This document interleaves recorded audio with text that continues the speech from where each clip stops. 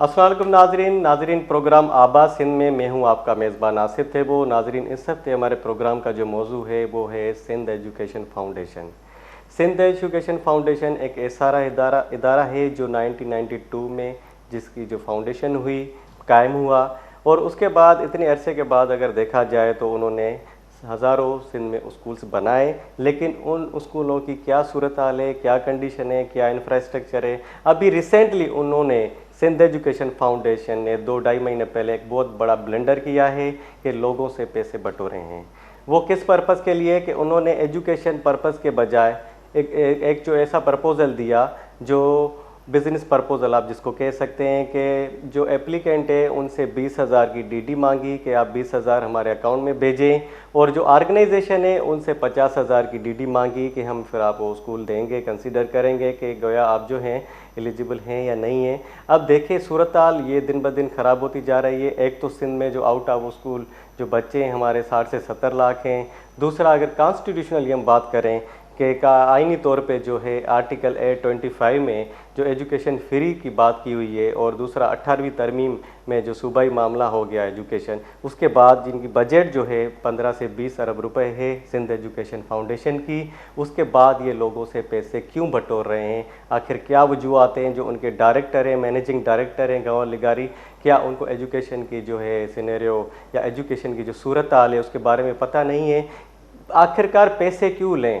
अगर लोगों को एजुकेशन फ्री देनी है तो आपकी रिक्वायरमेंट ऐसी होनी चाहिए कि जो आप फॉर्म दे रहे हैं, जो प्रपोज़ल है, उसकी ज़्यादा से ज़्यादा जो फ़ीस होनी चाहिए 500 या 1000 या तकरीबन 2000 एटलीस्ट होनी चाहिए। 20,000 आप एक प्रपोज़ल के लिए मांग रहे हैं और 50,000 ऑर्गेनाइजेशन से मांग रहे हैं। अगर 5,000 एप्लीकेंट भी हैं तो ये करोड़ों रुपए आपके अकाउंट्स में गए हैं। ये सीधी सीधी बात है कि ये करप्शन का मामला है, इस पर नज़रसानी की जाए। सिंध गवर्नमेंट से हम जो है इल्तिजा करेंगे कि इसको कंसीडर किया जाए इस मामले को कि लोगों से पैसे क्यों बटोरे गए।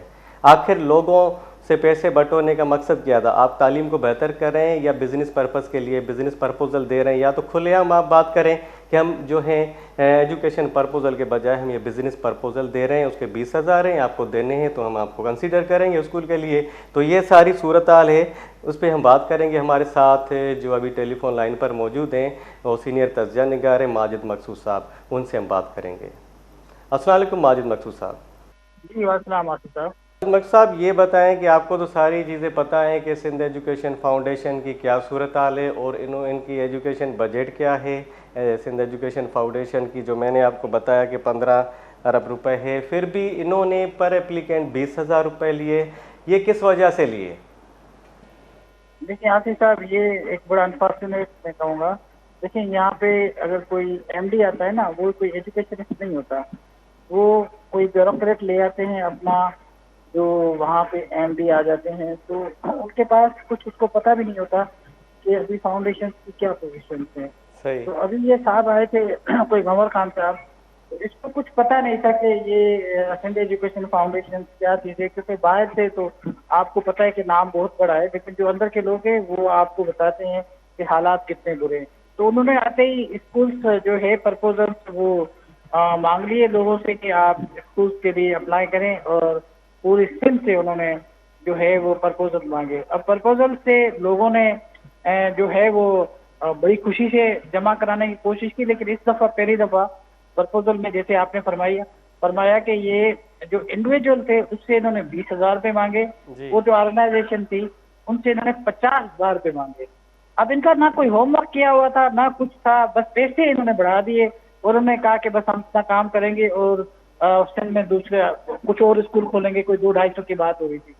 तो बहरहाल जब ये आपको पता है कि जब कोई बंदा स्कूल के लिए अप्लाई करता है, प्रपोजल बनाता है, तो उस प्रपोजल में ये सिर्फ 20,000 का खर्चा नहीं आता। 20,000 तो आपको सिर्फ देना होता है, लेकिन आप जाते हैं अपने गांव देहात में जहाँ पे आपको स्कूल बनाना है, रिमोट इलाकों में, वहाँ पे अपनी गाड़ियों में जाते हैं या रेंटेड गाड़ियों में जाते हैं, वहाँ पे जाकर अपनी असेसमेंट करते हैं, और असेसमेंट के बाद आपको पता चलता है कि यहाँ पे स्कूल हैं। कभी कभार वहाँ पे स्कूल आ जाता है, कभी कभार अगर आपके पास स्कूल नहीं आता तो वो आप जगह जाके सिलेक्ट करते हैं। और उसके बाद उसमें तकरीबन कोई 7-8 चीजें उन्होंने मांगी थी। एक पूरा प्रपोजल मांगा था जिसमें आपको बताना होता है कि आउट ऑफ स्कूल चिल्ड्रन जो है वो आप किस तरह केटर करेंगे, आपकी स्ट्रेटेजी क्या होगी, और इसके अलावा आपके पास मैनेजमेंट स्ट्रेटेजी क्या होगी, एचआर की स्ट्रेटेजी क्या होगी, ये सारी चीजें एक प्रपोजल होता है। तो लोगों ने जो उन्होंने 20,000 रुपये वो मांगे, लेकिन उन्होंने तकरीबन 20 से 25,000 उनका और खर्चा हो गया।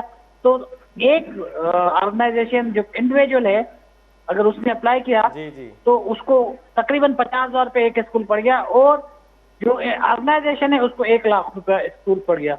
लेकिन उन्होंने अप्लाई तो किए, अब पता चला है कि 20,000 21,000 एप्लीकेशन भी वहां पहुंच गई है। अच्छा, लेकिन 20,000 एप्लीकेशन पहुंच गई है। जी। अच्छा। अभी इनके पास ये जून में शुरू हुआ था, अभी पता चल रहा है कि इन्होंने बजट भी अप्रूव नहीं कराई थी। इतना जल्दी में काम कराया था कि बजट भी अप्रूव नहीं कराई थी, और अभी बजट भी नहीं आई। तो अब सुनने में आ रहा है, तो इंटरनल लोग बता रहे हैं कि हम आपको 20,000 रुपये जो है या 50,000 रुपये वापस करेंगे। लेकिन खर्चा तो 20,000 नहीं है, खर्चा तो आपका 50,000 से ज्यादा आ गया, क्योंकि आप स्कूलों के पीछे भागते हैं, करते हैं। जैसे मैंने आपको बताया कि पूरी एक कार्रवाई होती है। तो इसका नतीजा यही हुआ कि जो गुलाम खान साहब आए, उनको कुछ पता नहीं था ग्राउंड में क्या है। उसने आके अपनी पॉलिसी दी, और जब पता चला कि बजट भी नहीं, अब इम्प्लीमेंट भी नहीं कर पा रहे। इतने कदर सो मच सो के मैं आपको बताऊं, स्कूलों जो एग्जिस्टिंग सूरत हाल है वो ये सूरत हाल है कि वहाँ पे आपके पास तो 10-15% हार्डली स्कूल्स होंगे जिनकी आप कह सकते हैं कि ऐसी पोजीशन होगी। बाकी स्कूलों में तो उनके पास जो टीचर्स हैं उनको 10 से 15,000 तनख्वाह मिलती है। स्कूलों में कोई जो क्वालिफाइड टीचर नहीं है, ना लेब है ना लेबर है, बहुत बुरे हालात हैं।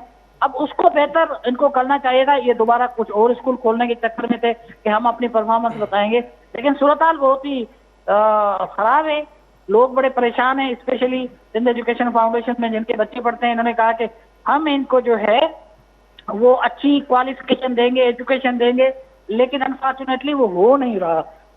आप अच्छा, अगर थाने में जाएंगे, एक मैं इसको कंक्लूड कर दूं, थाने में अगर जाएंगे वहां पे तो ऐसे स्कूल है जहाँ पर 20-30 बच्चे बैठे होते हैं, या बहुत सारी जगहों पे स्कूल बंद पड़े हुए हैं। तो ये सूरत हाल है अभी सिंध एजुकेशन फाउंडेशन की। अच्छा माजिद साहब, ये अगर इनकी बजट जो 15 अरब रुपए है, ये हमारे पास जो डेटा है कि 2025-26 SEF has received allocation 13.5 billion. तो अब बताएं कि ये फिर पैसे लेने का कौन सा तरीका हुआ जब इनकी अपनी बजट है, और आप कह रहे हैं कि बजट अप्रूव नहीं करवाई थी। ये के मतलब क्या वजूहत है कि बजट अप्रूव नहीं करवाई स्कूलों के हवाले से और प्रपोजल मांग लिए पहले से। अब जो पैसे लोगों ने भरे जो भी हैं स्कूल्स के लिए, जो इन्होंने प्रपोजल भेजे, तो वो पैसे तो रिटर्न उनको होंगे लेकिन कम होंगे। आप कह रहे हैं कि 50,000 खर्चा हुआ इंडिविजुअली और लोगों ने 20,000 अलग से भेजे हैं और बाकी खर्चा तो अलग हुआ है, लेकिन ये जो रिटर्न पैसे करेंगे वो तो बहुत कम करेंगे। तो ये क्या मतलब माजरा है कि जो गवर्नर लिगारी है, MD है, मैनेजिंग डायरेक्टर है, क्या उनको कुछ पता नहीं चल रहा कि कैसे एजुकेशन बेहतर करनी है, क्या करना है स्कूल्स के हवाले से? ऐसे ही अप्रूवल जो है मतलब ली नहीं और लोगों से पैसे भी मांग लिए।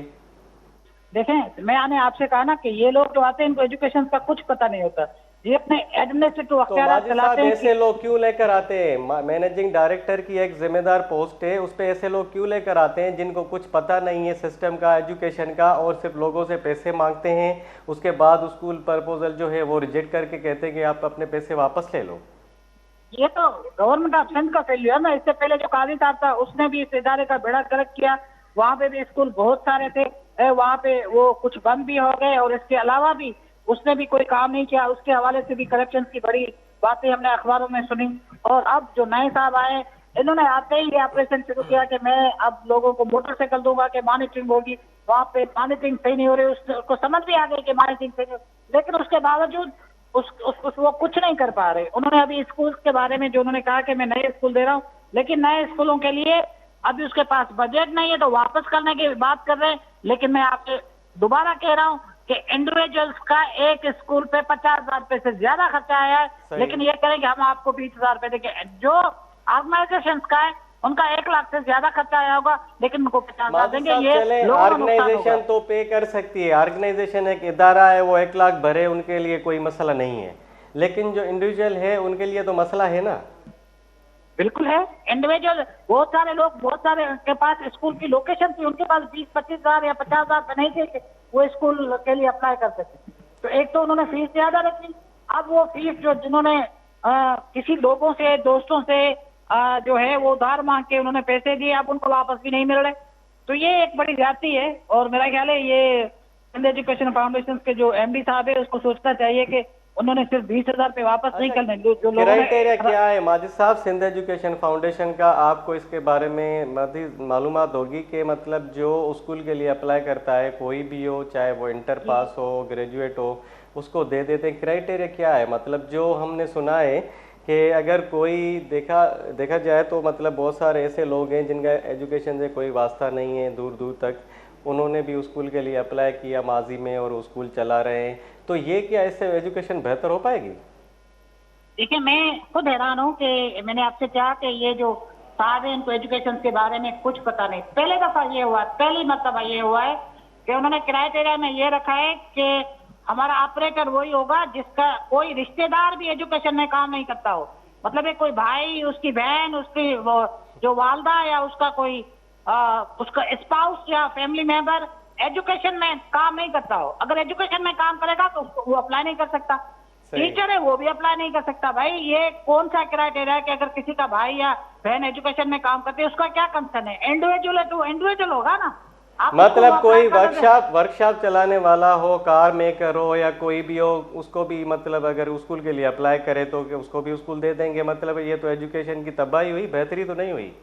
नहीं, एजुकेशन वाले को तो वो दे ही नहीं रहे ना कि वो एजुकेशन में काम करता है, ये नहीं कर सकता। हालांकि होना ये चाहिए कि मतलब एजुकेशनिस्ट हो या कोई उसकी डिग्री अच्छी हो, एजुकेशन में हो, और कोई ऐसी डिग्री हो जो मतलब तालीम को फ़ायदा पहुंचा सके, लेकिन ऐसी कोई मतलब रिक्वायरमेंट नहीं है इनकी।